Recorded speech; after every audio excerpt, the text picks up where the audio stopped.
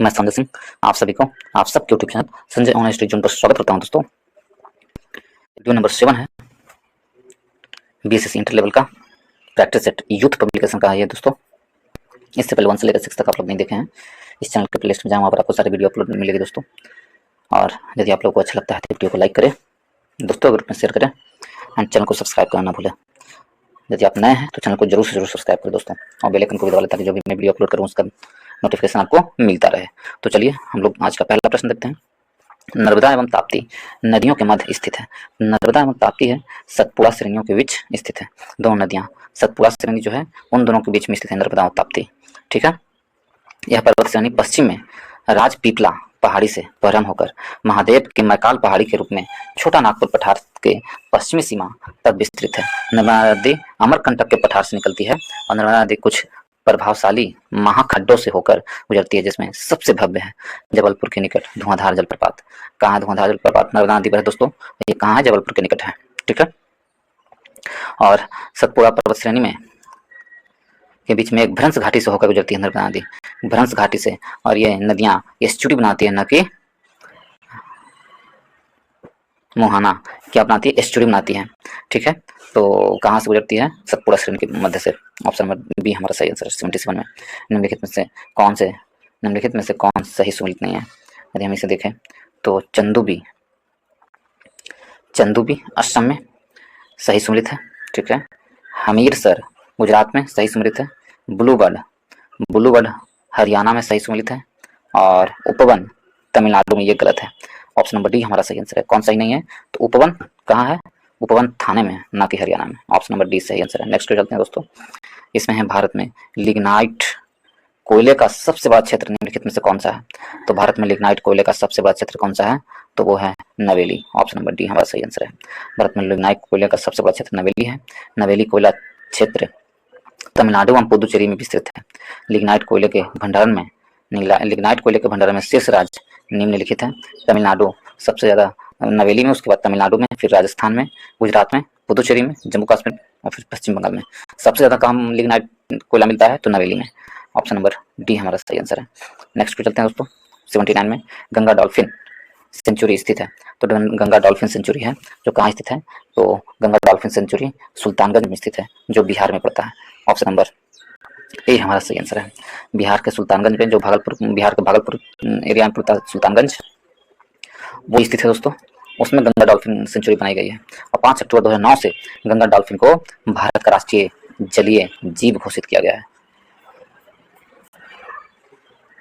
तो option number A हमारा सही आंसर है। 80 नंबर प्रश्न की चलते हैं। उत्तर प्रदेश में मयूर संरक्षण केंद्र निम्नलिखित में से किस स्थान या जनपद में स्थित है? उत्तर प्रदेश में मयूर संरक्षण केंद्र है, कहाँ स्थित है? तो उत्तर प्रदेश में मयूर संरक्षण केंद्र है जो मथुरा में स्थित है। ऑप्शन नंबर बी हमारा सही आंसर है। मयूर संरक्षण केंद्र मथुरा में स्थित है, उत्तर प्रदेश में। ठीक है, वृंदावन जनपद में स्थित है मयूर संरक्षण केंद्र। ऑप्शन नंबर बी हमारा सही आंसर है। 81 नंबर प्रश्न चलते हैं। इसमें दिया गया है रेडियोधर्मी यूरेनियम काल निर्धारक नामक काल निर्धारण विधि का प्रयोग किसके काल निर्धारण के लिए नहीं किया जाता है? तो रेडियोधर्मिता है जो किसके काल के निर्धारण के लिए नहीं किया जाता है? तो इससे फॉसिल्स और पादप मिट्टी का काल निर्धारण नहीं किया जाता है। रेडियोधर्मिता से मिट्टी का, पृथ्वी पर खनिज का और चट्टाने का काल निर्धारण किया जाता है, और फॉसिल और पादप का नहीं। तो ऑप्शन नंबर सी हमारा सही आंसर है। आगे पूछ सकते हैं दोस्तों। 82 में अणु या परमाणु समूहों के बीच अवशिष्ट आकर्षण या प्रतिकारक बल जो कि एक असहयोगी आबंध है या आयनिक बंध से नहीं पैदा होते हैं, उन्हें कहा जाता है। तो उन्हें क्या कहा जाता है? उन्हें वांडर वाल्स कहते हैं। वांडर वाल्स बंध कहा जाता है। आयनिक क्या कहता है? फिर से पूछिए। अणु या परमाणु समूह के बीच अवशिष्ट आकर्षण या प्रतिकर्षण बल जो कि एक सहसंयोजी आबंध या आयनिक बंध से नहीं पैदा होते हैं, उन्हें वांडर वाल्स कहते हैं। ऑप्शन नंबर डी हमारा सही आंसर है। नेक्स्ट चलते हैं दोस्तों। इसमें दिया गया है किसी प्रणाली पर लगाए गए बाहरी बल द्वारा उस प्रणाली को या एक प्रणाली के द्वारा किए गए ऊर्जा के यांत्रिक हस्तांतरण को कहते हैं। तो एक ऊर्जा के यांत्रिक हस्तांतरण को क्या कहते हैं? उसे कार्य कहते हैं। ऑप्शन नंबर ए हमारा सही आंसर है। नेक्स्ट चलते हैं 84 में कीड़ों के अध्ययन को क्या कहा जाता है? तो कीड़े को अध्ययन को हम लोग एंटोमोलॉजी कहते हैं। एंटोमोलॉजी कीड़ों के अध्ययन को कहा जाता है। ऑप्शन नंबर डी हमारा सही आंसर है। एंथ्रोपोलॉजी एंथ्रोपोलॉजी क्या कहलाता है दोस्तों? तो एंथ्रोपोलॉजी है जो मनुष्यों के अध्ययन कहलाता है एंथ्रोपोलॉजी। ऑर्निथोलॉजी क्या है? तो पक्षियों के अध्ययन को ऑर्निथोलॉजी कहते हैं। और जियोलॉजी, भूगर्भ का अध्ययन जियोलॉजी कहलाता है। तो ऑप्शन नंबर डी हमारा सही आंसर है। नेक्स्ट को चलते हैं। अत्यधिक द्रव्यमान वाले पिंड में उच्च होता है। तो अत्यधिक द्रव्यमान वाले पिंड में क्या उच्च होता है? जड़त्व उच्च होता है। ऑप्शन नंबर डी हमारा सही आंसर है। अत्यधिक द्रव्यमान वाले पिंड में जड़त्व उच्च होता है। ऑप्शन नंबर डी सही आंसर है। नेक्स्ट चलते हैं दोस्तों 86 में। गाजर का नारंगी रंग निम्नलिखित में से किसी एक की वजह से होता है। तो गाजर का नारंगी रंग किसके कारण होता है? कैरोटीन की वजह से होता है। ऑप्शन नंबर बी हमारा सही आंसर है। कैरोटीन की वजह से गाजर का नारंगी रंग होता है। नेक्स्ट पे चलते हैं। इसमें दिया गया है घूर्णन करने वाली वस्तु पर लगाए गए एक बड़े बल का परिणाम बड़े में होता है। तो घूर्णन की गई वस्तु पर लगाए गए बड़े बल का परिणाम क्या होता है? तो घूर्णन की गई वस्तु पर लगाए गए बड़े बल का परिणाम बल आघूर्णन होता है। ऑप्शन नंबर बी हमारा सही आंसर है। बड़े बल का परिणाम क्या कहलाता है? बल आघूर्णन।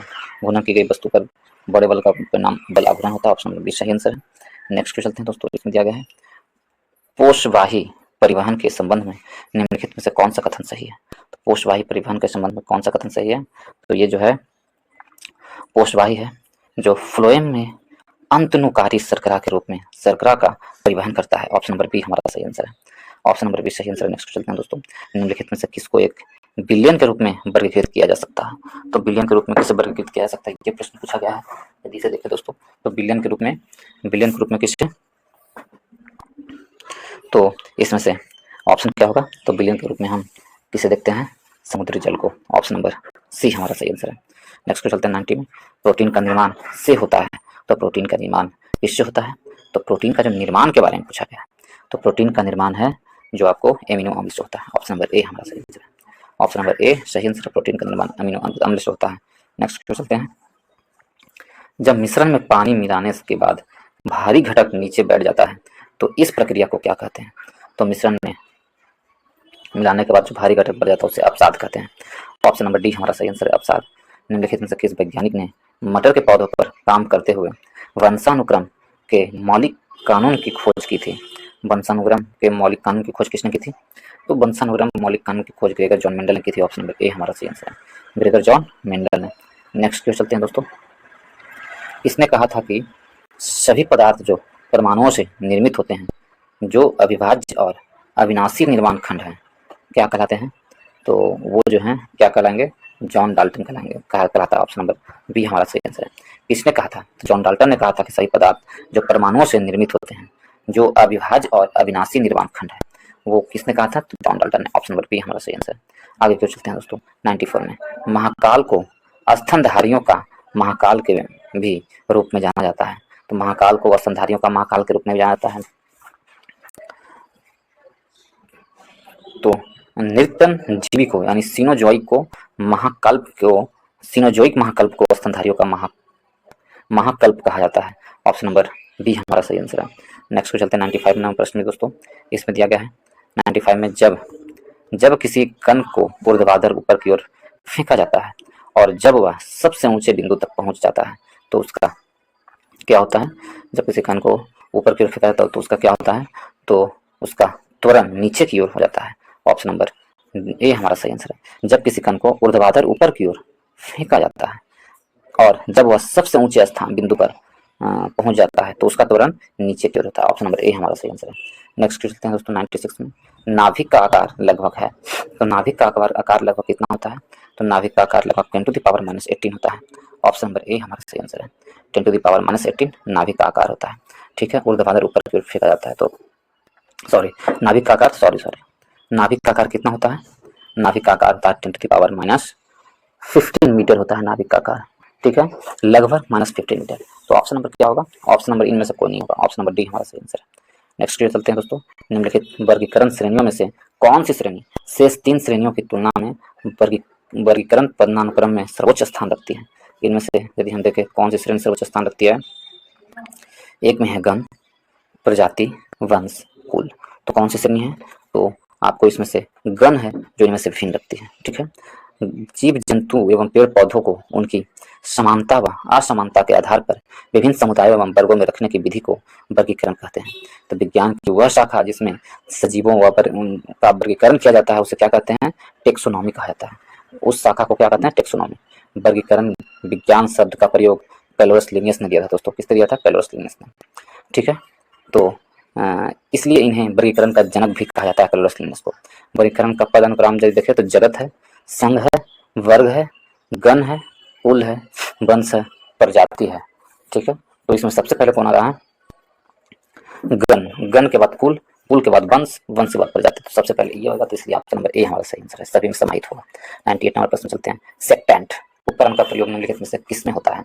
सेक्टेंट उपकरण का उपयोग सब किसमें होता है? तो नौ संचालन में होता है सेक्टेंट। ऑप्शन नंबर बी हमारा सही आंसर है। नौ संचालन में सेक्टेंट का प्रयोग किया जाता है, ऑप्शन नंबर बी सही आंसर है। आगे क्यों चलते हैं दोस्तों। विश्व प्रक्रिया द्वारा टेडपोल एक वयस्क मेढक में विकसित होता है। टेडपोल एक वयस्क मेढक में क्या विकसित होता है? तो विश्व प्रक्रिया द्वारा टेडपोल एक वयस्क प्रक्रिया में विकसित होता है कालांतरण के द्वारा। ऑप्शन नंबर बी हमारा सही आंसर है। ऑप्शन नंबर बी सही आंसर है। आगे क्यों चलते हैं दोस्तों। इसमें दिया गया निम्नलिखित में से क्या एक पास्कल के बराबर होता है? बराबर है। तो एक पास्कल के बराबर क्या है इसमें? तो 1 न्यूटन प्रति वर्ग मीटर 1 पास्कल के बराबर है। ऑप्शन नंबर बी हमारा सही आंसर है। ठीक है, नेक्स्ट क्वेश्चन चलते हैं दोस्तों। इसमें दिया गया है कि निम्नलिखित में से सिंधु घाटी सभ्यता का एक बंदरगाह शहर कौन सा था? सिंधु घाटी सभ्यता का एक बंदरगाह शहर है जो लोथल था। ऑप्शन नंबर सी हमारा सही आंसर है, लोथल है। सिंधु घाटी सभ्यता का बंदरगाह शहर है लोथल, अहमदाबाद जिले में स्थित है दोस्तों, गुजरात के अहमदाबाद जिले में। ठीक है, और लोथल है जो भोगवा नदी किनारे स्थित है। किस नदी किनारे है? भोगवा नदी किनारे। और यहाँ से हमें क्या क्या प्राप्त हुआ है लोथल से? लोथल से हमें गोदीवाड़ा, ठीक है, बंदरगाह, धान, बाजरा, फारस की मुहर, घोड़े की लघु मूर्तियां, 3 युगल समाधियां आदि के साक्ष्य लोथल से हमें प्राप्त हुए हैं। तो ऑप्शन नंबर सी हमारा सही आंसर है। नेक्स्ट पे चलते हैं दोस्तों। इसमें दिया गया है 102 में गौतम बुद्ध कौन से गणराज्य के थे? तो गौतम बुद्ध थे जो आपको शाक्य गणराज्य के थे। ऑप्शन नंबर बी हमारा सही आंसर है। गौतम बुद्ध शाक्य गणराज्य के निवासी थे और शाक्य गणराज्य बौद्ध काल में उत्तर प्रदेश के पूर्वोत्तर भाग तथा नेपाल के तराई वाले भाग में स्थित था। कपिलवस्तु इसकी राजधानी थी। गौतम बुद्ध के पिता सुशोधन शाक्य गणराज्य के गण मुखिया थे। शाक्य गण के संबंधित होने के कारण ही उनका वंश शाक्य वंश कहलाता है।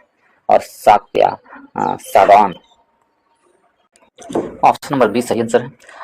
यदि आपसे पूछा जाए कि शाक्य वंश इन लोग गौतम बुद्ध के वंश जो था शाक्य वंश क्यों कहलाया?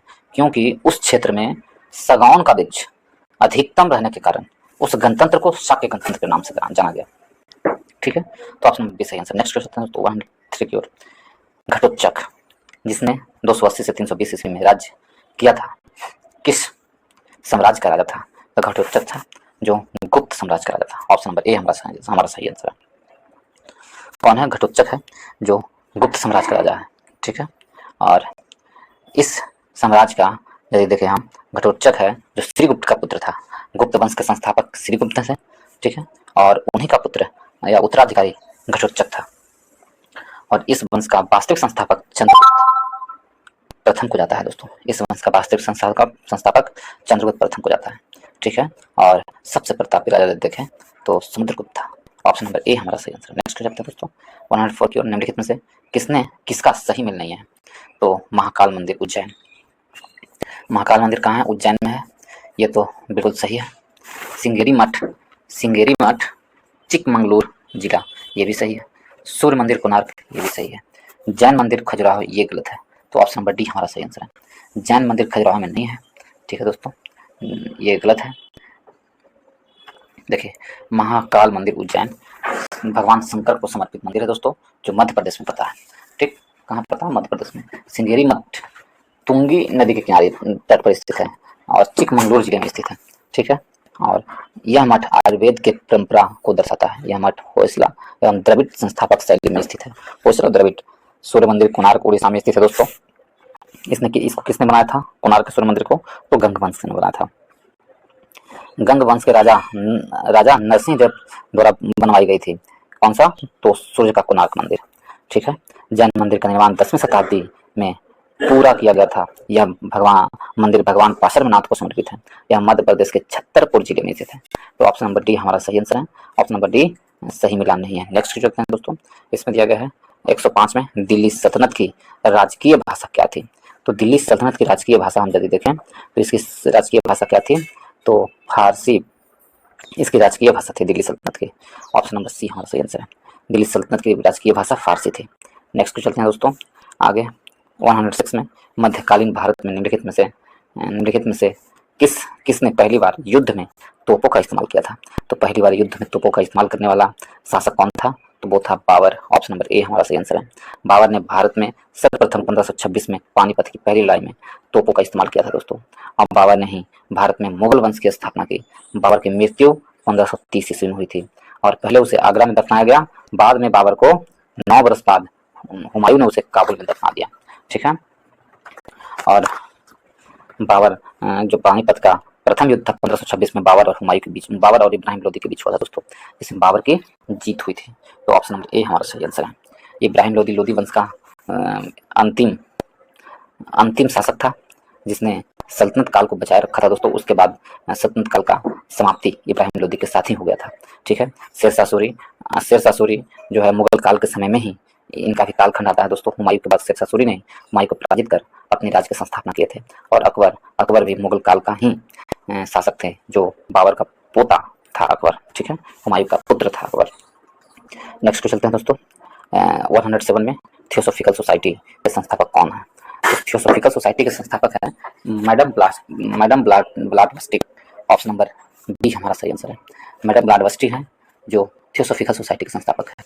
ठीक है, और थियोसॉफिकल सोसाइटी एक अंतर्राष्ट्रीय आध्यात्मिक संस्था है। रूस निवासी हेलेना पेट्रोवना ब्लाडवस्की और अमेरिकी निवासी कर्नल हेनरी स्टील अलकाट ने 17 नवंबर 1875 को न्यूयॉर्क में थियोसॉफिकल सोसाइटी की स्थापना की थी, जबकि 1882 ईस्वी मद्रास के आड्यार में इस सोसाइटी की मुख्यालय स्थापित किया गया था। 1882 में क्या था, इस सोसाइटी थियोसॉफिकल सोसाइटी की मुख्यालय स्थापित किया गया था। इसके संस्थापक सदस्य में से कौन थे, मैडम ब्लाडवस्की, ठीक है, और कर्नल अलकाट। मैडम ब्लाडवस्की और कर्नल अलकाट इस थियोसॉफिकल सोसाइटी के संस्थापक थे। स्थापना कब हुई थी, 17 नवंबर 1875 में। तो ऑप्शन नंबर बी हमारा सही आंसर है। नेक्स्ट क्वेश्चन चलते हैं दोस्तों 105 की ओर। इसमें दिया गया है जनवरी 1931 में महात्मा गांधी की जेल से रिहाई के बाद कांग्रेस नेता ने भविष्य की कार्रवाई की योजना बनाने के लिए में मुलाकात की। तो कांग्रेस नेता ने भविष्य की कार्रवाई की बनाने के लिए किससे मुलाकात की, तो महात्मा गांधी से मुलाकात की। कौन से जेल में, तो लिखा ही है 1931 में महात्मा गांधी से मुलाकात की। उस समय महात्मा गांधी किस जेल में बंद थे, तो उस समय महात्मा गांधी जो थे आपको इलाहाबाद जेल। कहा जा रहा है जनवरी 1931 में महात्मा गांधी को जेल से रिहाई के बाद कांग्रेस नेता ने भविष्य की कार्रवाई की योजना बनाने के लिए इलाहाबाद में मुलाकात की थी। ऑप्शन नंबर बी हमारा सही आंसर, इलाहाबाद में। नेक्स्ट क्वेश्चन चलते हैं दोस्तों आगे की ओर 109 में 1878 के वर्नाक्युलर प्रेस एक्ट को वायसराय के कार्यकाल के दौरान निरस्त किया गया था। तो वर्नाक्युलर प्रेस एक्ट को कौन से वायसराय के दौरान निरस्त किया गया था, तो वर्नाक्युलर प्रेस एक्ट को लॉर्ड रिपन के समय निरस्त किया गया था। ऑप्शन नंबर सी हमारा सही आंसर है। वर्नाक्युलर प्रेस एक्ट को लॉर्ड रिपन के द्वारा निरस्त किया गया था, इसलिए लॉर्ड रिपन को प्रेस का मुक्तिदाता कहा जाता है। ऑप्शन नंबर डी सी हमारा सही आंसर है। नेक्स्ट चलते हैं दोस्तों 110 की ओर। निम्नलिखित में कौन सा राज्य बांग्लादेश के साथ अपनी सीमा साझा नहीं करती है। यदि हम ये देखें बांग्लादेश के साथ अपनी सीमा साझा करने वाले कौन सा देश नहीं है, तो राज्य नहीं है, तो इसमें से हम ये देखें तो मणिपुर है जो बांग्लादेश के साथ अपनी सीमा साझा नहीं करता है। ठीक है, ऑप्शन नंबर डी हमारा सही आंसर है, क्योंकि त्रिपुरा मेघालय और असम बांग्लादेश के साथ सीमा साझा करती है। ठीक है, भारतीय गणराज्य मणिपुर सीमा बांग्लादेश के साथ नहीं आसपास करती है। वर्ष 1971 में 71 से पहले बांग्लादेश को पूर्वी पाकिस्तान के नाम से जाना जाता था दोस्तों। बांग्लादेश भारत के असम, मेघालय, त्रिपुरा, मिजोरम तथा पश्चिम बंगाल राज्य से सीमा साझा करती है। बांग्लादेश कौन कौन राज्य, असम से, मेघालय से, त्रिपुरा से, मिजोरम और पश्चिम बंगाल से, मणिपुर से नहीं करती है। तो ऑप्शन क्या होगा, ऑप्शन नंबर डी हमारा सही आंसर है। नेक्स्ट चलते हैं दोस्तों, इसमें दिया गया 110 से 111 में दिया गया है कि नंदा देवी चोटी भारत के किस राज्य में स्थित है। नंदा देवी चोटी है जो भारत के किस राज्य में स्थित है, तो नंदा देवी चोटी है जो आपको किस राज्य में है, तो उत्तराखंड में है। ऑप्शन नंबर डी हमारा सही आंसर है। नंदा देवी चोटी उत्तराखंड में है और इसकी ऊंचाई 7816 किलोमीटर है, मीटर है, 16 किलोमीटर नहीं मीटर है। ऑप्शन नंबर डी हमारा सही आंसर है। भारत में सबसे लंबा समुद्री तट सी बीच कहाँ स्थित है, तो भारत में सबसे लंबा समुद्री तट सी बीच है जो आपको कहाँ पर स्थित है, और यह आपको मरीना बीच में स्थित है। ऑप्शन नंबर डी हमारा सही आंसर है। कहाँ? मरीना बीच में, मरीना बीच, ऑप्शन नंबर डी सही आंसर है। नेक्स्ट देखते हैं दोस्तों, 113 किलो निम्नलिखित में से कौन भारत का तीसरा सबसे बड़ा ऊंचा जलप्रपात है? भारत का तीसरा सबसे बड़ा ऊंचा जलप्रपात पूछा गया है। तो भारत का तीसरा सबसे ऊंचा जलप्रपात नोहकलियाकाई है। नोहकलिकाई, नोहकलिकाई है जो भारत का तीसरा सबसे ऊंचा जलप्रपात है। ठीक है, और जो लगभग 340 मीटर ऊंचा है दोस्तों। नोहकलिकाई का मुख्य स्रोत बरसात का पानी है, इसलिए इसे बरसात के समय में इसका आकर्षण बढ़ जाता है। नोहकलिकाई वन ड्रॉप वाटरफॉल जो कि सीधे बिना रुकावट के नीचे गिरता है। मेघालय राज्य में पड़ने वाला इस झरने का नाम लिकाई महिला के कूदने के कारण पड़ा था। हालांकि विश्व जलप्रपात डाटाबेस के अनुसार भारत का सबसे ऊंचा जलप्रपात कुचिकल जलप्रपात है जो कर्नाटक में स्थित है, और दूसरा जलप्रपात बरेही पानी है जो मयूरभंज उड़ीसा में स्थित है, दूसरा ऊंचा है। और तीसरा नोहकलिकाई। तो ऑप्शन नंबर डी हमारा सही आंसर है। नेक्स्ट चलते हैं दोस्तों, निम्नलिखित में से कौन सी नदी दक्षिण भारत के प्रसिद्ध तीर्थ स्थान तिरुटनी से होकर बहती है? तो तिरुटनी से होकर बहती है, कौन सा है ये दिया गया है, तो कौन सा नदी है? तो ये नंदी, ऑप्शन नंबर सी हमारा सही आंसर है। नेक्स्ट चलते हैं दोस्तों, 115 में अन्यों की तुलना में निम्नलिखित में से कौन सी मिट्टी काजू की मिट्टी के लिए अधिक उपयुक्त होता है? तो कौन सी मिट्टी है जो काजू की मिट्टी के लिए अधिक उपयुक्त है? तो वो मिट्टी का नाम क्या है? लाल लेटराइट मिट्टी। लाल लेटराइट मिट्टी है जो काजू की मिट्टी के लिए अधिक उपयुक्त है। ऑप्शन नंबर ए हमारा सही आंसर है, लाल लेटराइट मिट्टी। भारत में इसकी खेती केरल, महाराष्ट्र, गोवा, कर्नाटक, तमिलनाडु, आंध्र प्रदेश, उड़ीसा व पश्चिम बंगाल में की जाती है। महाराष्ट्र का काजू उत्पादन में भारत का प्रथम स्थान है दोस्तों। वर्ष 2020 तक के आंकड़ों के अनुसार वियतनाम काजू का विश्व में प्रथम स्थान है काजू उत्पादन में। तो ऑप्शन नंबर ए हमारा सही आंसर। 116 की ओर, निम्नलिखित में से कौन सा क्षेत्र कोयला भंडारण में सबसे अधिक समृद्ध है? तो कोयला भंडारण में सबसे अधिक समृद्ध क्षेत्र कौन सा है? तो उस क्षेत्र का नाम है दामोदर घाटी। ऑप्शन नंबर बी हमारा सही आंसर है। कोयला भंडारण में सबसे समृद्ध देश दामोदर घाटी है, ऑप्शन नंबर बी सही आंसर है दोस्तों। नेक्स्ट पे चलते हैं, आगे दिया गया है इसमें निम्नलिखित में से कौन 1946 में इसमें मद्रास के निर्वाचन क्षेत्र से संविधान सभा के सदस्य बने थे? तो 1946 में मद्रास के निर्वाचन क्षेत्र से संविधान सभा कौन बने थे? तो उन सदस्य का नाम था अंबु स्वामीनाथन। ऑप्शन नंबर सी हमारा सही आंसर होगा, अंबु स्वामीनाथन बने थे। भारतीय संविधान का कौन सा अनुच्छेद राज्यों में राज्यपालों का प्रावधान करता है? तो राज्यों में राज्यपालों का प्रावधान अनुच्छेद 153 के तहत किया था। ऑप्शन नंबर डी हमारा सही आंसर है। अनुच्छेद 153 के तहत प्रत्येक राज्य के लिए एक राज्यपाल होगा, परंतु एक ही व्यक्ति को 2 या 2 से अधिक राज्यों का राज्यपाल नियुक्त किया जा सकता है, अनुच्छेद 53 में कहता है दोस्तों। ठीक है, अनुच्छेद यदि 124 को देखें तो अनुच्छेद 124 में अपील के लिए उच्चतम न्यायालय को विशेष अधिकार दिया गया है। अपील के लिए उच्चतम न्यायालय की स्थापना और गठन का प्रावधान दिया गया अनुच्छेद 124 के तहत। अनुच्छेद 124 के तहत उच्चतम न्यायालय की स्थापना एवं गठन के बारे में दिया गया अनुच्छेद 124 में। अनुच्छेद 148 में देखें तो भारत का नियंत्रण महालेखा परीक्षक के बारे में अनुच्छेद 148 में दिया गया, नियंत्रण महालेखा परीक्षक के बारे में। अनुच्छेद 136 में कहा जाता है अपील के लिए उच्चतम न्यायालय की विशेष इजाजत या दिया गया अनुच्छेद 136 के तहत। तो ऑप्शन नंबर डी हमारा सही आंसर है। यदि आप लोग दोस्तों हम हमारे चैनल पर इसी तरह पढ़ना चाहते हैं भारतीय संविधान चैप्टर वाइज और प्रैक्टिस प्रश्न के रूप में, ऑब्जेक्टिव प्रश्न के रूप में पढ़ना चाहते हैं तो हमारे चैनल की प्लेलिस्ट में जाएं। आपको वहां पर दोस्तों वीडियो उपलब्ध मिलेंगे, वो भारतीय संविधान का पूरी बुक का चैप्टर वाइज वीडियो उपलब्ध मिलेंगे दोस्तों। और साथ ही साथ आपको भारतीय इतिहास का तीनों कालखंड के इतिहास का आपको वीडियो उपलब्ध मिलेंगे दोस्तों, वो भी चैप्टर वाइज ऑब्जेक्टिव प्रश्न के रूप में। आप इसे जाकर प्रैक्टिस कर सकते हैं दोस्तों, वीडियो रोक के आप बना सकते हैं। यदि नहीं बनाने आता है तो उसे आप याद कर ले दोस्तों, और बार बार उसे देखेंगे तो आपको याद हो जाएगा, और इससे आपका जीके जीएस काफी स्ट्रॉन्ग हो जाएगा दोस्तों। जीके जीएस स्ट्रॉन्ग करने का यही सबसे अच्छा तरीका है। और साथ ही साथ एक प्रैक्टिस सेट आप डेली बनाते जाएं, उसको बनाएं, उसके बाद एक प्रैक्टिस सेट बनाएं। इससे क्या होगा कि आपको एक तो सीरियल वाइज यानी चैप्टर वाइज आप समाप्त कर सकते हैं, और दूसरा जो मिक्स प्रश्न है वो भी आपको दिमाग में बैठता चला जाएगा। ठीक है दोस्तों, उससे ज़्यादा से ज़्यादा प्रश्न याद होते हैं और आप अच्छा कर सकते हैं प्रैक्टिस सेटों में, या आने वाले एग्जामों में आप अच्छा नंबर ला सकते हैं जीके में। इसलिए जरूर से जरूर देखें दोस्तों और अपना लाभ उठाएं। मुझे विश्वास है कि आप लोग जरूर देखेंगे, और यदि आप लोग को अच्छा लगता है दोस्तों तो वीडियो को लाइक करें, दोस्तों ग्रुप में शेयर करें, और यदि आप इस चैनल पर नए हैं तो चैनल को सब्सक्राइब करना भूलें दोस्तों, चैनल को अवश्य सब्सक्राइब कर लें और बेल आइकन को भी दबा दें ताकि जो भी वीडियो मैं अपलोड करूँ उसका नोटिफिकेशन आपको मिलता रहे। चलिए आगे के प्रश्न को देखते हैं हम लोग। इसमें दिया गया भारत में के संविधान के निम्नलिखित भागों में से कौन सा भाग नागरिकता से संबंधित है? तो भारतीय संविधान में नागरिकता से संबंधित कौन सा संविधान है? तो भाग 2 है नागरिकता से संबंधित, option number option number C सही आंसर है। भाग 2 है नागरिकता से। ऑप्शन नंबर सी हमारा सही आंसर है। कौन सा नागरिकता संबंधित है? तो भाग 2। ठीक है दोस्तों, भाग 2 नागरिकता संबंधित है। यदि हम इसमें देखें भाग 4 है जो किस भाग 6 है जो कौन से संविधान संबंधित है? तो किससे संबंधित है? तो राज्य से। भाग 6 राज्य से संबंधित है। अनुच्छेद 152 से 237 तक भाग 6 के बारे में दिया गया है वर्णन। भाग 8 है दोस्तों जो संघ राज्य क्षेत्र संबंधित है। भाग 8 संघ राज्य क्षेत्र संबंधित किसका है? तो भाग 8 में है। और भाग 12 में आपको वित्त, संपत्ति, संविदाएं और बाद आदि का वर्णन दिया गया है अनुच्छेद भाग 12 में। भाग 12 में ये कौन से अनुच्छेद तक है? अनुच्छेद 64 से लेकर 264 से लेकर 300 तक स्थित है, 300 के ए तक स्थित है। तो ऑप्शन नंबर कौन सा होगा? सी हमारा सही आंसर। तो भाग 2 में नागरिकता के बारे में दिया गया। नागरिकता का अनुच्छेद 5 से 11 तक है। नागरिकता का अनुच्छेद कितना? 5 से 11 तक। तो ऑप्शन नंबर सी सही आंसर है। 120 को चलते हैं। राज्यसभा में राष्ट्रपति द्वारा कितने मनोनीत किए जाते हैं? तो राज्यसभा में राष्ट्रपति द्वारा 12 सदस्यों को मनोनीत किया जाता है।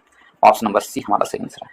भारतीय संविधान के अनुच्छेद 80 राज्यसभा के गठन का प्रावधान करता है दोस्तों। अनुच्छेद 80 के तहत राज्यसभा गठन का प्रावधान किया गया है। और राज्यसभा में सदस्यों की अधिकतम संख्या 250 है दोस्तों। कितना? 250 से अधिकतम संख्या और 250 हो सकती है। ठीक है, और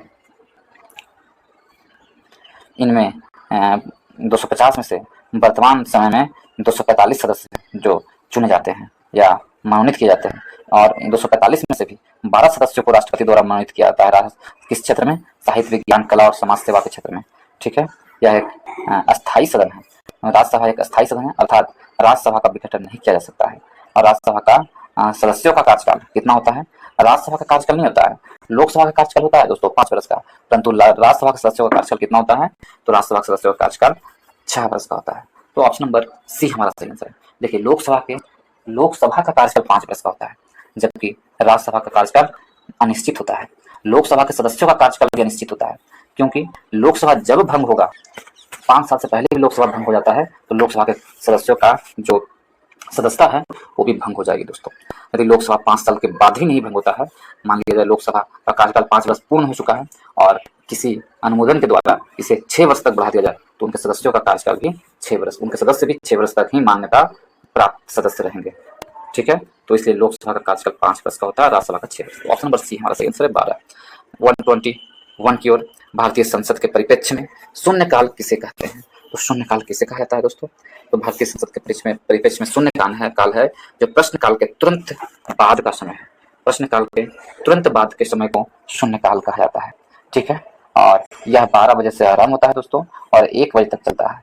शून्यकाल के दौरान सदस्य अविलंबनीय महत्व के मामलों को उठाने देते हैं और तथा उस पर तुरंत कार्रवाई चाहते हैं। तो ऑप्शन नंबर बी हमारा सही आंसर। नेक्स्ट चलते हैं दोस्तों 121 की ओर। निम्नलिखित में से कौन सा न्यायालय किसी अदालत का मुकदमा अपने पास मंगवा सकता है? तो निम्नलिखित में से कौन सा न्यायालय किसी अदालत का मुकदमा अपने पास मंगवा सकता है? तो ये कौन सा न्यायालय है जो ऐसा करता है? तो सर्वोच्च न्यायालय।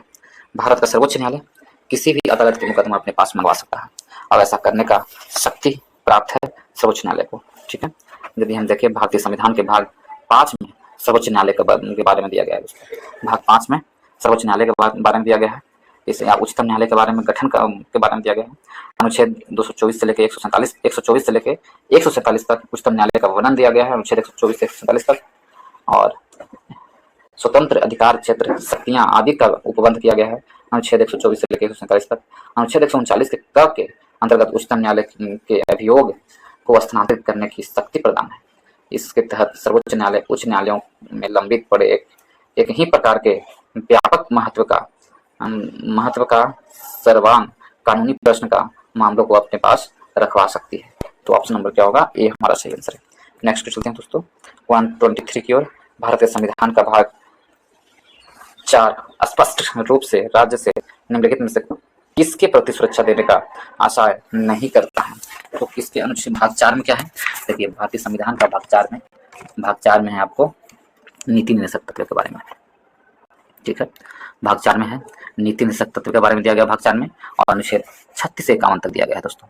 अनुच्छेद 36 से 51 तक दिया गया है, जिसमें अनुच्छेद 39 के तहत आजीविका को पर्याप्त साधन, इसमें दिया गया है आजीविका का पर्याप्त साधन किसमें दिया गया है, अनुच्छेद 39 में दिया गया है। आजीविका का पर्याप्त साधन अनुच्छेद 39 में दिया गया है, ठीक है। जबकि मातृत्व लाभ 2016 के तहत नौकरी पेशा महिलाओं को 26 सप्ताह के मातृत्व अवकाश की व्यवस्था की गई है। कितना? 26 सप्ताह के, ठीक है।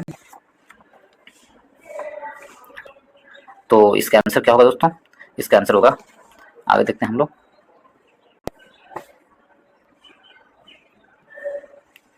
नौकर पेशी महिलाओं के लिए मातृत्व अवकाश, ये नहीं दिया गया। ऑप्शन नंबर सी हमारा सही आंसर है। ऑप्शन नंबर सी हमारा सही आंसर। नेक्स्ट चलते हैं, इसको जोड़ा गया है बाद में 124 की ओर, 24 की ओर जैसे बोलते हैं, 24 एंड 24 की ओर।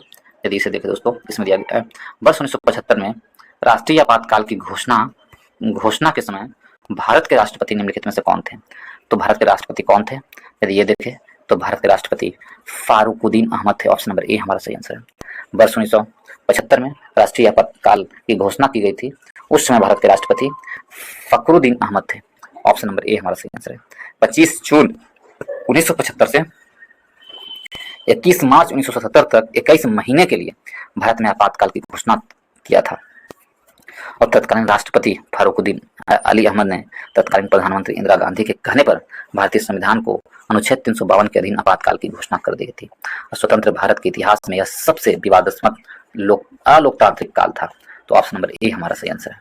125 की ओर इसे देखें तो भारतीय संविधान में संशोधन की कार्रवाई आरंभ की जा सकती है। तो भारतीय संविधान में संशोधन की कार्रवाई आरंभ की जा सकती है किस प्रकार? तो यह संसद के किसी भी सदन में विधेयक पेश किया जाए, इसके द्वारा। ऑप्शन नंबर डी हमारा सही आंसर है। किसी भी सदन में विधेयक पेश करके संशोधन की कार्रवाई की जाती है। अनुच्छेद 368 के तहत संशोधन किया जा सकता है। नेक्स्ट चलते हैं दोस्तों, इनमें से कौन सी एक भारतीय भाषा नहीं है? तो इसमें से हम देखें कौन सी एक भारतीय भाषा नहीं है। तो इसे देखें तो आपको इसमें सिख है जो भारतीय भाषा नहीं है। ऑप्शन नंबर बी हमारा सही आंसर है। सिख भारतीय संविधान के 8वें अनुसूची में के अनुसार निम्नलिखित भाषाओं को राज्य भाषा के रूप में जोड़ा गया है। असमिया, बंगाली, गुजराती और भाषाएं हैं जो आपको राज्य की भाषा में जोड़ी गई है। यदि हम इसमें देखें 1967 में संविधान के वर्ष 1967 में 21वें संविधान संशोधन के द्वारा सिंधी भाषा को 8वें अनुसूची में जोड़ा गया है।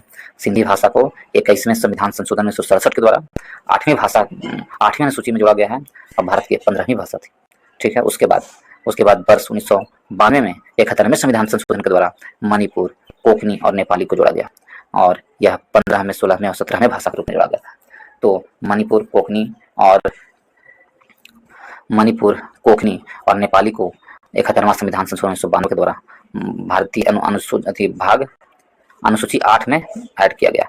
इस प्रकार भारत का 17वें, 18वें, 19वें भाषा के रूप में कुल कितना 22 है, ठीक है। उसमें से वर्ष 1992 में कौन सा? तो वर्ष 1992 में वर्ष 1992 संविधान संशोधन अधिनियम 2003 के द्वारा 8वें सूची में मैथिली, संथाली, डोंगरी और बोडो को जोड़ा गया। ये 4 भाषा को जोड़ा गया वर्ष 1992 में। 18 और 4 22 हो गए दोस्तों। कुल भाषाओं की संख्या कितनी हो गई? 22 हो गई, ठीक है। भाषाओं की संख्या कितनी? 22 हो गई। देखिए, सिंधी को 15वें भाषा के रूप में जोड़ा गया। मूल रूप से भारतीय संविधान में कितने भाषा थे?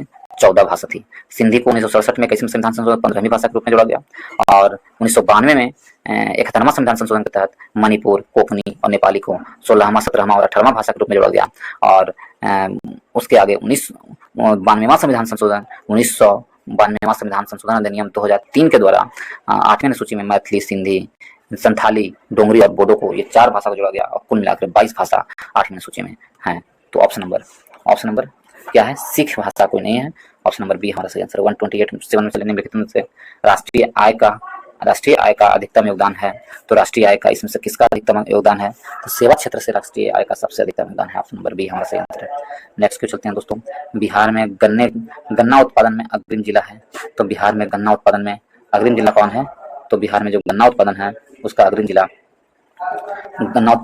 कौन है? यह प्रश्न दिया गया है। तो गन्ना उत्पादन में अग्रिम जिला पश्चिम चंपारण दोस्तों। ऑप्शन नंबर ए हमारा सही आंसर है। गन्ना उत्पादन में पश्चिम चंपारण में सबसे अधिक गन्ना उत्पादन होता है, उसके बाद पूर्वी चंपारण, उसके बाद गोपालगंज में। तो ऑप्शन क्या होगा? ऑप्शन नंबर ए हमारा सही आंसर है। और जो दूसरा देखा पूर्वी चंपारण, उसके बाद गोपालगंज। नेक्स्ट चलते हैं दोस्तों, बिहार का प्रथम रामसर क्षेत्र कहाँ स्थित है? तो यदि हम ये देखें बिहार का प्रथम रामसर क्षेत्र है, तो बिहार का प्रथम रामसर क्षेत्र कहाँ है? तो बेगूसराय में स्थित है। ऑप्शन नंबर ए हमारा सही आंसर है। और इसे कावत ताल है, क्या कहते हैं, कावत ताल, अंतर्राष्ट्रीय महत्व का वेटलैंड बना हुआ है ये। इसकी स्थापना 1989 ईस्वी में की गई थी। कावत ताल झील को देश का 39वां रामसर स्थल घोषित किया गया है दोस्तों।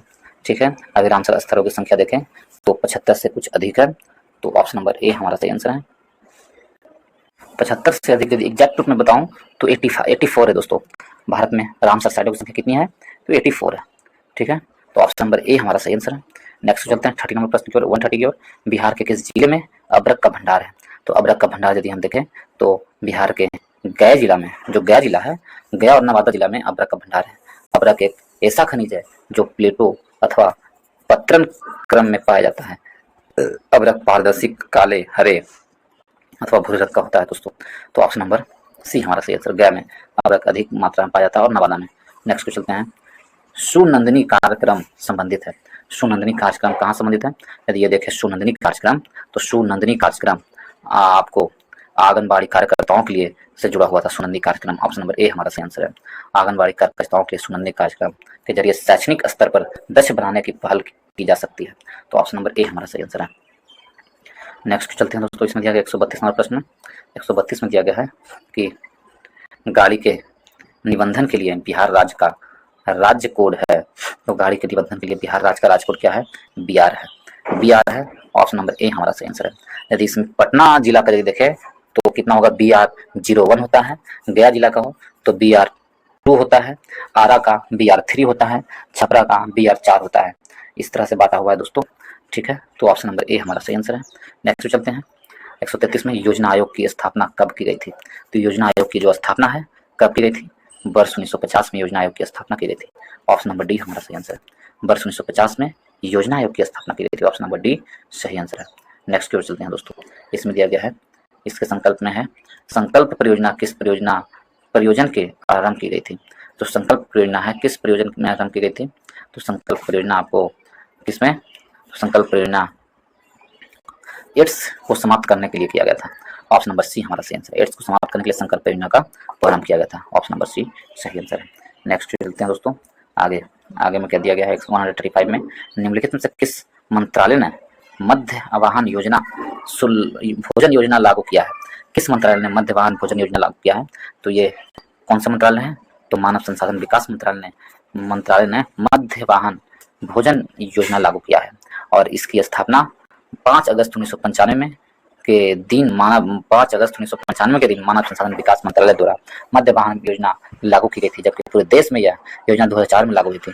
स्कूल में बच्चों की भागीदारी बढ़ाने के लिए, नियमित तौर पर स्कूल जाने व स्कूल ना छोड़ने के लिए प्रेरित करना और बच्चों में होने वाली कुपोषण को दूर करना के लिए यह योजना लागू की गई थी। ऑप्शन नंबर ए हमारा सही आंसर है। आगे चलते हैं दोस्तों, वह एकमात्र पाकिस्तानी नागरिक कौन था जिसे भारत रत्न से सम्मानित किया गया था? तो वो पाकिस्तानी नागरिक कौन था जिसे भारत रत्न से सम्मानित किया गया था? वो कौन था? तो वो पाकिस्तानी नागरिक एकमात्र कौन है? Khan Abdul Gaffar Khan. Option number D हमारा सही आंसर है। खान अब्दुल गफ्फार खान एकमात्र पाकिस्तानी नागरिक हैं जिन्हें भारत रत्न सम्मानित किया गया। वर्ष 1987 में इन्हें भारत रत्न दिया गया था। और ज्ञानी उस समय भारत के राष्ट्रपति ज्ञानी जैल सिंह थे।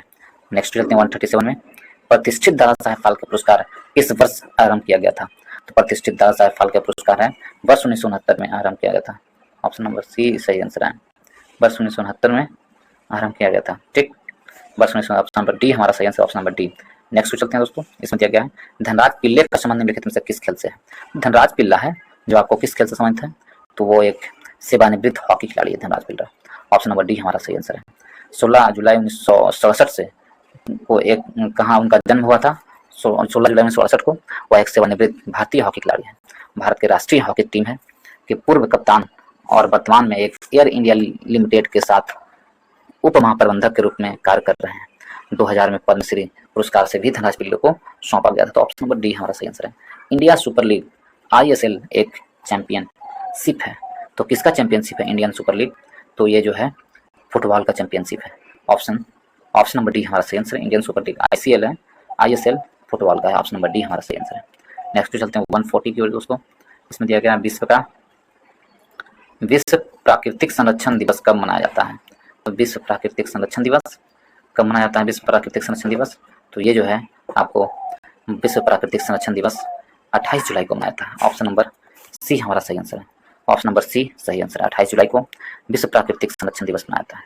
ठीक है, विश्व जल संरक्षण दिवस कब मनाया जाता है? तो 22 जुलाई को विश्व संरक्षण दिवस मनाया जाता है। प्राकृतिक संरक्षण 28 जुलाई को, 22 मार्च को विश्व जल संरक्षण दिवस मनाया जाता है। जल संरक्षण दिवस 22 मार्च को, और 22 अप्रैल को आपको पृथ्वी दिवस मनाया जाता है दोस्तों। विश्व पृथ्वी दिवस 22 अप्रैल को मनाया जाता है, और 18 अप्रैल को विश्व विरासत दिवस मनाया जाता है। 16 सितंबर को ओजोन परत दिवस मनाया जाता है। 16 सितंबर को क्या मनाते हैं? ओजोन परत दिवस। तो ऑप्शन नंबर सी हमारा सही आंसर है। 141 की ओर।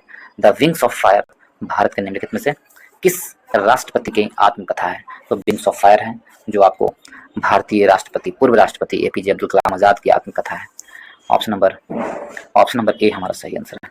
यदि आप दोस्तों और भी पब्लिकेशन का प्रैक्टिस सेट पढ़ना चाहते हैं, उसके जीके जीएस को आप बनाना चाहते हैं, तो हमारे चैनल के प्लेलिस्ट में जाएं, तो वहाँ पर आपको और भी पब्लिकेशन का प्रैक्टिस सेट के जीके जीएस आपको मिलेंगे दोस्तों। आप जाके उसे यदि बना लिए हैं तो उसे रिवाइज कर लें, और यदि आप नहीं बनाए हैं तो उसे बना लें दोस्तों, और चेक करें कि कितना आप सक्षम हैं और आप कितना बना सकते हैं। जैसे कि प्रोलेटेरिया पब्लिकेशन का दोनों बुक मैं अपलोड कर चुका हूँ, और उसी प्रकार आपको रुक्मणी प्रकाशन का वॉल्यूम 2 आया है, उसे भी अपलोड कर चुका हूँ दोस्तों। यदि आप लोग देखना चाहते हैं तो जाएं और जरूर से देखें दोस्तों। तो ऑप्शन नंबर ए हमारा सही आंसर है। नेक्स्ट की ओर। यदि आप लोग को अच्छा लगता है दोस्तों तो वीडियो को लाइक करें, दोस्तों ग्रुप में शेयर करें, और यदि आप नए हैं इस चैनल पर तो चैनल को सब्सक्राइब जरूर से जरूर कर लें दोस्तों, और बेल आइकन को भी दबा दें ताकि जो भी वीडियो अपलोड करें उसका नोटिफिकेशन आपको मिलता रहे। तो चलिए आगे की ओर चलते हैं। दचोगखा है, दचोंगखा की शासकीय भाषा है। तो कौन से देश की शासकीय भाषा दचोंगखा है? तो भूटान की शासकीय भाषा है दचोंगखा। ऑप्शन नंबर सी हमारा सही आंसर है। भूटान की शासकीय भाषा। ठीक है, भूटान दक्षिण एशिया का एक छोटा और महत्वपूर्ण देश है। यह तिब्बत और भारत के बीच स्थित भू आबद्ध देश है। इस देश का स्थानीय नाम डुगयुल है। यहाँ पर सरकार गणतंत्र पारंपरिक राजतंत्र पर आधारित है। यहाँ की जो राजधानी है थिम्पू है, और मुद्रा नगरोटम है दोस्तों। भूटान की शासकीय भाषा दचोंगखा है। ऑप्शन नंबर सी हमारा सही आंसर है। ऑप्शन नंबर सी सही आंसर है। नेक्स्ट चलते हैं दोस्तों 143 की ओर। माले की राजधानी है। तो माले किसकी राजधानी है? माले है मालदीव की राजधानी माले है। मालदीव की राजधानी माले है। ऑप्शन नंबर बी हमारा सही आंसर है। मालदीव की राजधानी क्या है? माले। केन्या की राजधानी क्या है? नैरोबी। केन्या की राजधानी नैरोबी है। ठीक है, और मॉरिशस की राजधानी क्या है दोस्तों? तो पोर्ट लुइस है मॉरिशस की राजधानी। अल्जीरिया की राजधानी अल्जीरियस है, अल्जीरियस। तो ऑप्शन नंबर बी हमारा सही आंसर है। आगे क्यों चलते हैं 144 नंबर प्रश्न में। द्विफोक्सी लेंस का आविष्कार किस वैज्ञानिक ने किया था? द्विफोक्सी लेंस का आविष्कार किया था किसने? द्विफोक्सी लेंस का आविष्कार बेंजामिन फ्रैंकलिन ने किया था। ऑप्शन नंबर ए हमारा सही आंसर है। बेंजामिन फ्रैंकलिन ने द्विफोक्सी लेंस का आविष्कार किया था। द्विफोक्सी लेंस का प्रयोग जरा दृष्टि दोष के निवारण में किया जाता है। जरा दृष्टि दोष वृद्धावस्था में होता है दोस्तों। वृद्धावस्था के कारण आंख के समंजस क्षमता बढ़ जाती है, घट जाती है या समाप्त हो जाती है, जिसके कारण व्यक्ति न तो दूर की वस्तु और ना ही निकट की वस्तु देख पाता है। इस रोग के निवारण के लिए द्विफोक्सी लेंस का उपयोग किया जाता है। ऑप्शन नंबर ए हमारा सही आंसर है। बेंजामिन फ्रैंकलिन ने द्विफोक्सी लेंस का आविष्कार किया था। नेक्स्ट चलते हैं 145 में। एलईडी का आविष्कार किसने किया था? एलईडी का आविष्कार निक होलोनिक जूनियर ने किया था। एलईडी का आविष्कार, ठीक है, ये प्रथम प्रकाश उत्सर्जन डायोड है। इसका आविष्कार कब हुआ था? वर्ष 1962 में हुआ था, निक होलोनिक ने। ऑप्शन नंबर ए हमारा सही आंसर है। नेक्स्ट चलते हैं दोस्तों। नेक्स्ट में दिया गया है, इसमें क्या है? पदारी जनजाति को जो कि चर्चा में रही है किस राज्य के केंद्र शासित प्रदेश से संबंधित है? तो पदारी जनजाति जो चर्चा में रही है वो किस राज्य के केंद्र शासित प्रदेश से है? जम्मू एंड कश्मीर से संबंधित है। पदारी जनजाति जम्मू कश्मीर से। ऑप्शन नंबर बी हमारा सही आंसर है। ऑप्शन नंबर बी सही आंसर है। नेक्स्ट चलते हैं। अमृत नागरोत्थान योजना किस राज्य में लागू की गई है? तो अमृत नागरोत्थान योजना है जो किस राज्य में है? ये आपको कर्नाटक में स्थित है, अमृत नागरोत्थान योजना। ऑप्शन नंबर बी हमारा सही आंसर है। कर्नाटक में अमृत नागरोत्थान योजना है, ये राज्य सरकार द्वारा लागू की गई थी। और अमृत नागरोत्थान योजना के तहत बंगलुरु शहर में 6000 करोड़ रुपए के कार्य क्रियान्वित किया जा चुका है दोस्तों। तो ऑप्शन नंबर बी हमारा सही आंसर कर्नाटक में। नेक्स्ट चलते हैं दोस्तों। फरवरी 2023 में जस्टिस सोनिया गोकानी किस राज्य की पहली महिला मुख्य न्यायाधीश बनी है? तो जस्टिस सोनिया गोकानी है जो फरवरी 2023 में किस राज्य की? गुजरात की पहली हाई कोर्ट की पहली महिला मुख्य न्यायाधीश बनी है। ऑप्शन नंबर डी हमारा सही आंसर है। ठीक है, ऑप्शन नंबर डी सही आंसर है। 149 में चलें दोस्तों। इसमें दिया गया है बिहार के किस संस्थान में पूर्वी भारत का सेंटर ऑफ एक्सीलेंस संस्थापित किया जाएगा? सेंटर ऑफ एक्सीलेंस स्थापना कहाँ किया जाएगा? आईआईटी पटना में सेंटर ऑफ एक्सीलेंस स्थापित किया जाएगा। ठीक है, यह केंद्र राज्य की परियोजना के निर्माण के लिए आवश्यक तकनीक उपलब्ध कराने में पूर्वी भारत का नेतृत्व करेगा। Central excellence centre of excellence कहाँ? IIT पटना में। ऑप्शन नंबर सी हमारा सही आंसर है।